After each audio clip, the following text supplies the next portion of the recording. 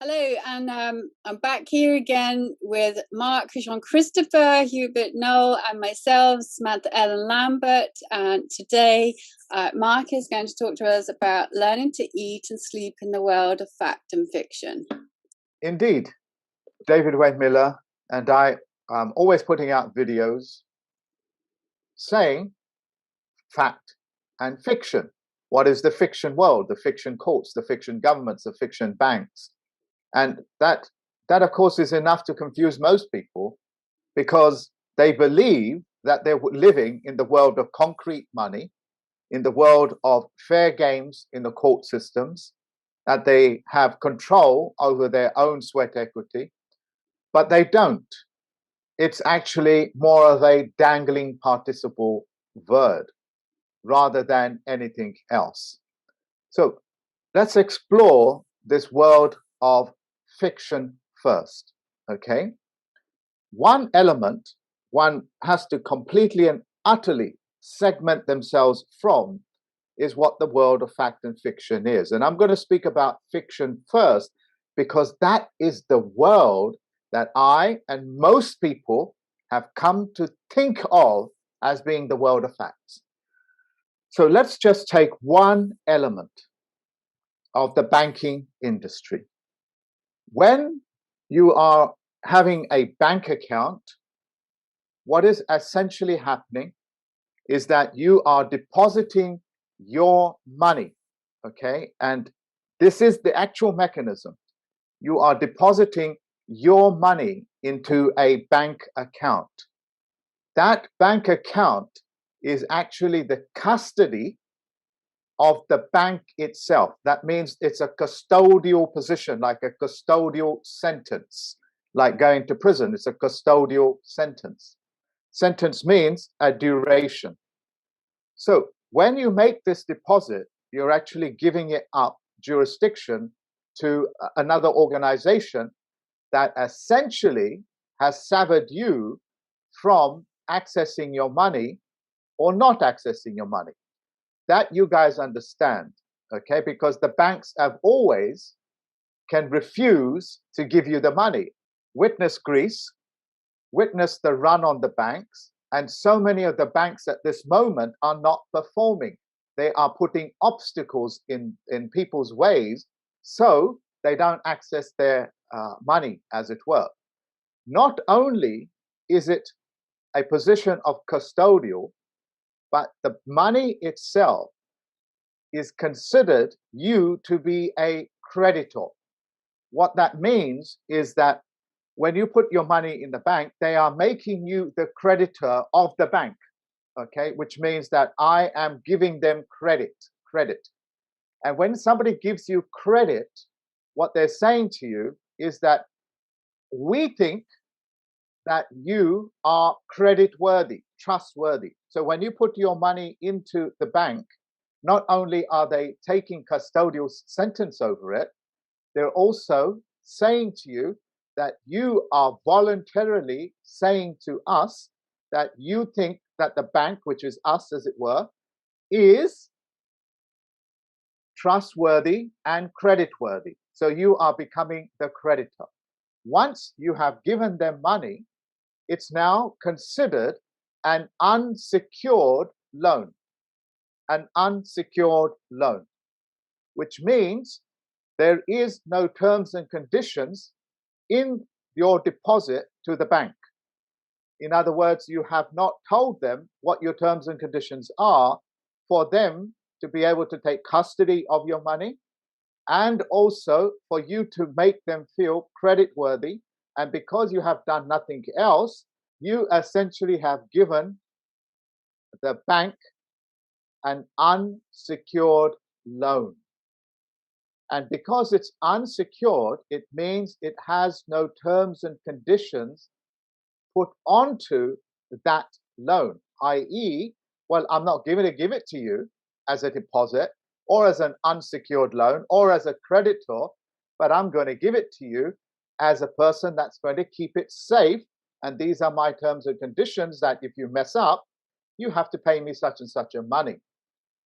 That's the way in the world of facts should happen, because when you have a merging of partners, like a person putting money into a bank, that's a partnership, that's a corporation.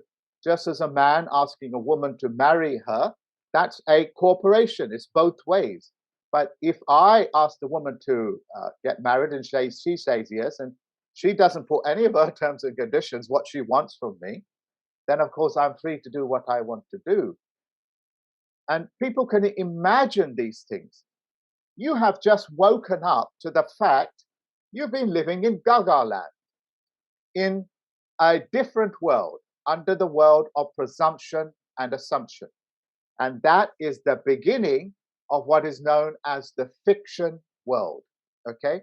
The fiction world is another word for saying that you have so much of presumption and assumption in your mind as to what is actually happening in the world of facts, that the banks, the politicians, the lawyers, the courts have successfully removed your ability to be anything of a factual man and woman, i.e., controlling their own lives, and then taken them into the world of presumption and assumption.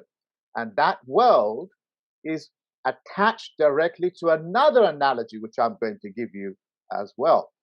Now, we all know the analogy of a donkey that has a carrot dangling in front of it. Now, what is the horror of this game? The dangling carrot is representative of the presumption and assumptions that human beings have, just as the donkey has. And this is how the mechanism now works with the farmer and the donkey. The donkey has this carrot dangling in front of it because the farmer wants the donkey to move forward. In other words, create energy. And when the donkey is moving forward, there's a plow behind the donkey to plow the land. And the donkey is moving in the promissory note, in the promissory carrot, in the promissory world of presumption and assumption. Then when it walks and walks and walks and walks, because it's none the wiser as to when it will get this carrot, is essentially plowed the entire field. That carrot, ladies and gentlemen, is the identical analogy that the general public has with politicians, with the court systems, with the lawyers, with the politicians, all of which are professional liars. That carrot, just like the promissory notes that are issued and given back to the banks, is a dangling participle verb. In other words, it's only in your mind. It's only in your mind that you actually have something solid and factual within a pository system of banking. Full stop. Now, let me give you another example. The word that you have is what creates your contracts and the power that you have. In other words, my word is my honor. My word is my bond. The politicians, the judges, and the courtroom systems, and the lawyers and the solicitors, what they are doing is they're practicing giving you the illusion that they are creating a bond with you. My word is my bond with you by giving you the illusion that you are an active participant within this bond system. And because you are under the presumption and assumption that the courtrooms are fair, that the politicians are speaking truthfully, and when you take an oath, which is to swear, blaspheme, your allegiance to a flag or a gospel or a Bible, whatever you call it, it's all under the presumption and assumption. And there the court systems get you to believe, and repeating myself, that you have a bond with them, that they have a bond with you, a fiduciary care with people that have put their trust in them. But of course, the liars lie, the politicians lie. And David Wayne Miller, what he said to me when I had to deal with judges is, if his lips are moving, he's lying to you. And that is what all the politicians are doing as well, because they're all one club out of the judiciary globally. They're all one club. They are lying to you. Okay? And the general public, just like with the banking system, just like with the donkey and the carrot and the farmer, is under the presumption of assumption that the words that's coming out of their mouths actually carry any weight, like the weight that you and I would carry when we give our word to create that bond, whether that with verbal contract or whether that's on paper. That is why the solicitors are known as licensed prostitutes. Because if I get caught and the police officer or the police constable writes out a ticket that we've witnessed Mark Kishon Christopher soliciting in the street corner, what does it mean? It means I'm practicing prostitution without a license. So it looks like I need a license to be a liar. So I have given everybody here listening to this 3 examples of what the world of presumption and assumption is. And when you're in that world, all of your ability to control the facts in your life, i.e., pen on paper, your God-given, your creator's seal, your ability to create bonds, your ability to create factual things, now become just an illusion that you ever had any control of these things. Because the courtrooms are professional reapers, harvesters. The politicians are professional liars, giving you a sense of security by lying. And the solicitors have no bond with you because they're licensed prostitutes.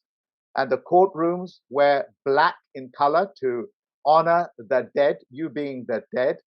And then what comes out of their mouth is so much lies that, as David said, if his lips are moving, he's lying to you. How many of you out there actually have any control of your bank accounts with the bail-ins and the bailouts? How many of you have a bond relationship with your politicians or a trust relationship? You don't. How many millions and billions of yous have been walking into this bank not knowing that you are handing over their money, which is called a deposit, which means nothing, no deposit, no positive thing, and that you are thinking of the bank as a credit-worthy institution, so you're a creditor, and that when that happens, when you're putting your money, your representation of your sweat equity into this bank, that the bank is actually taking your money unconditionally because you have not put your conditions in.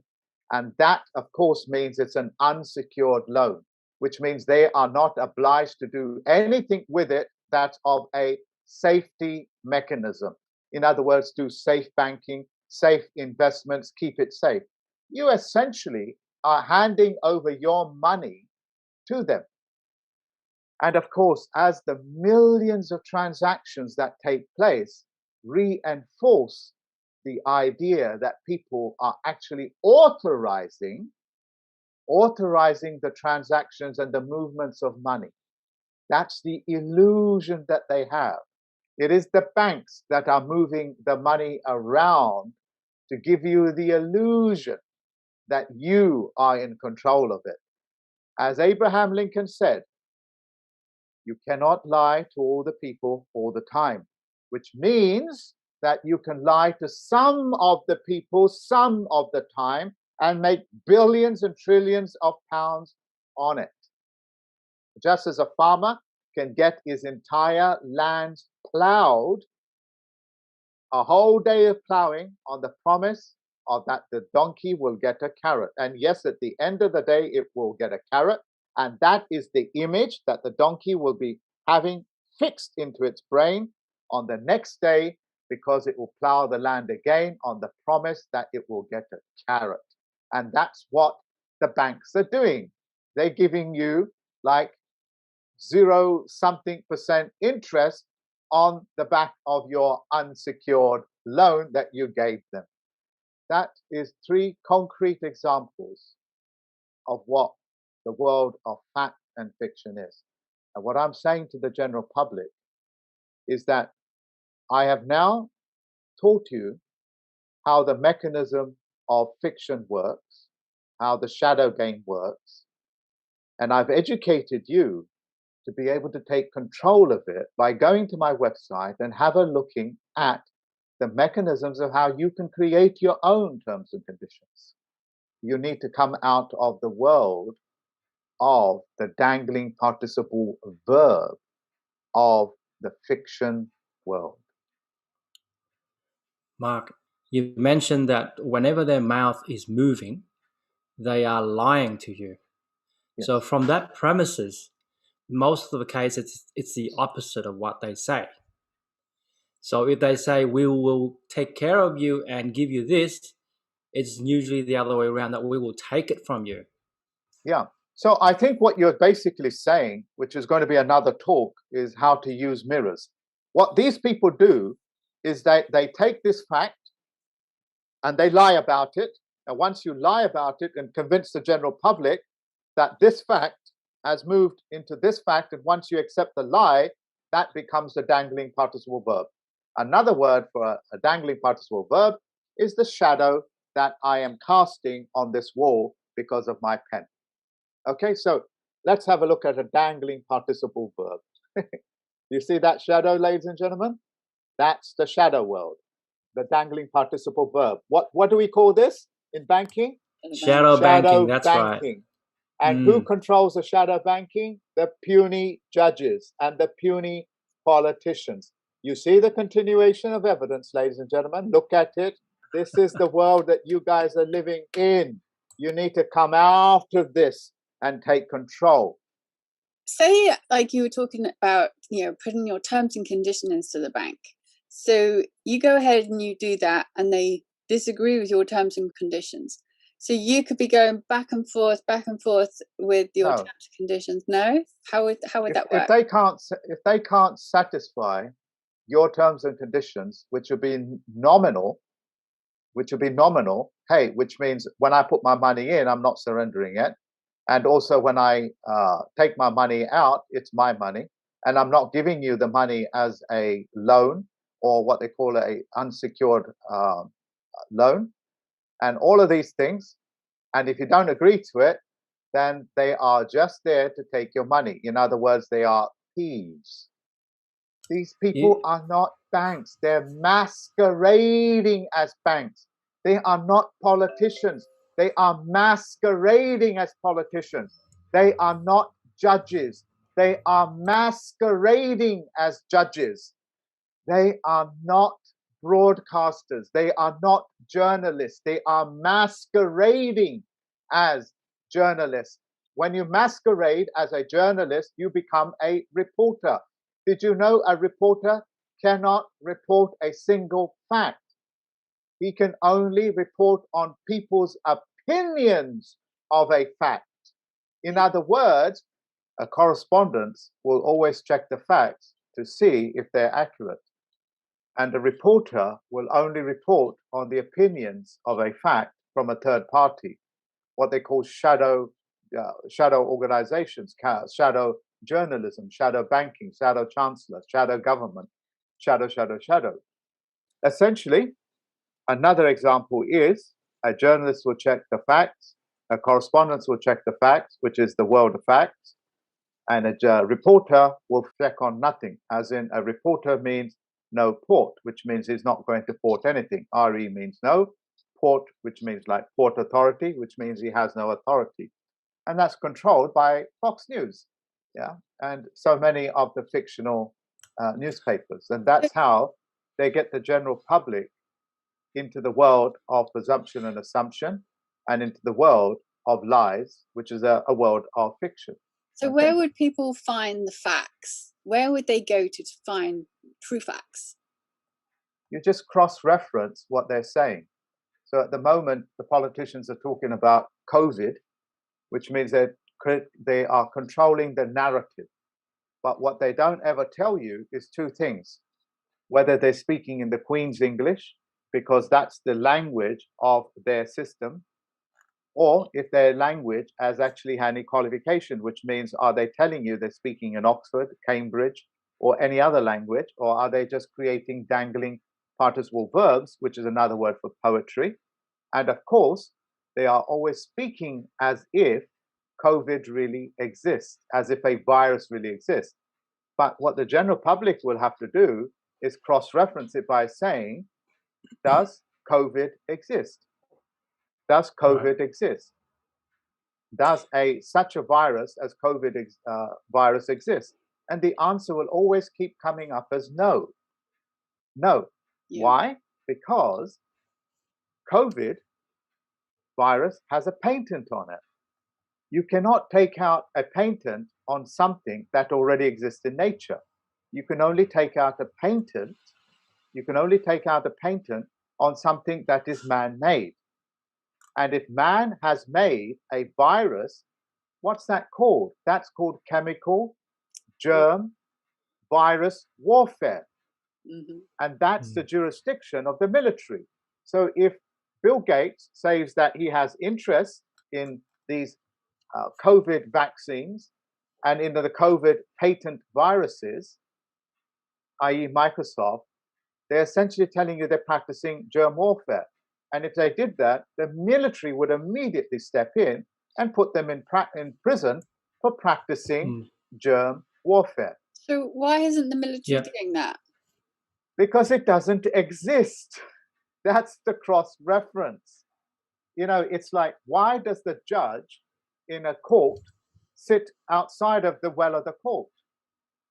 It's because that thing, that puny, is never in court.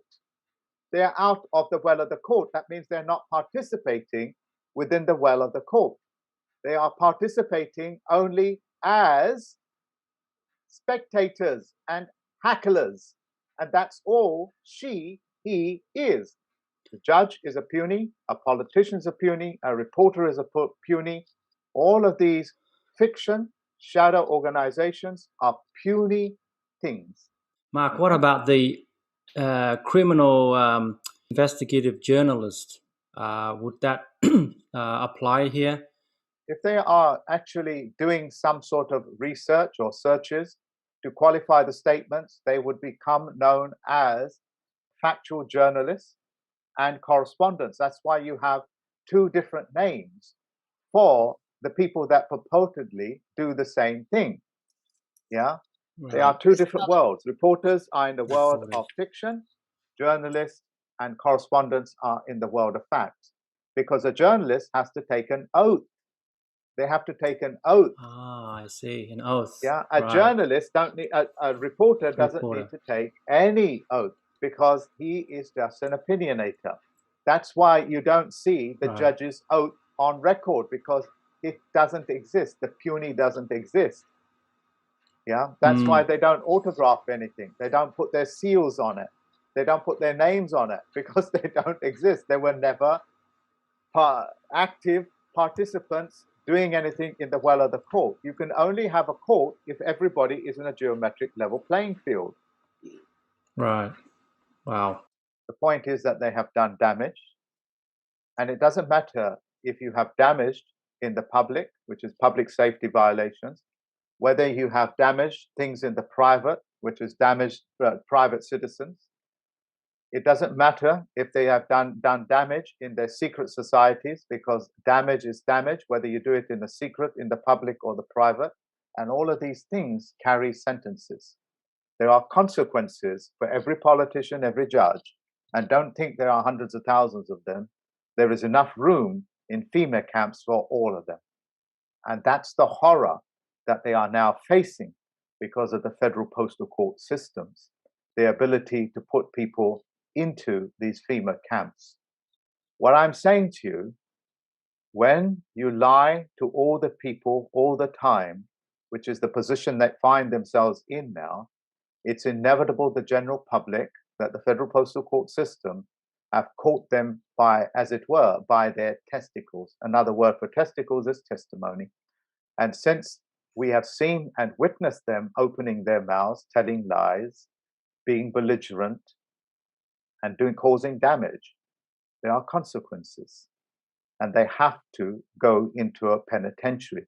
They have to perform their penance in a custodial manner, okay, which are FEMA camps. As we do this, this is the 3rd of March 2021. How many people know that Donald John Trump is still the president of the United States? They are not aware of it. Biden is only there as the dangling participle verb that is incapable of coherent speech. He is capable of coherent speech. He is just acting, just as he is an acting president, Yes. president incumbent. He's an acting president, which means that he is an actor acting as the president, passing acts as if they were law. Yeah. It's all in the language, and the continuation of evidence within that language is so profound, the general public can't miss it. The politicians and the lawyers and the judges and the courts have all been put in a position, thanks to the Titans, of having to lie all the time to all the people. And in the world of psychology, that means the general public will waken up to their lies. Because what is the calculation? You can only lie to some of the people some of the time. If you ever lie to all the people all the time, your days are numbered. The images the general public have is their own. But as long as it's coherent and it is congruent to what I am saying, then I have got my message across.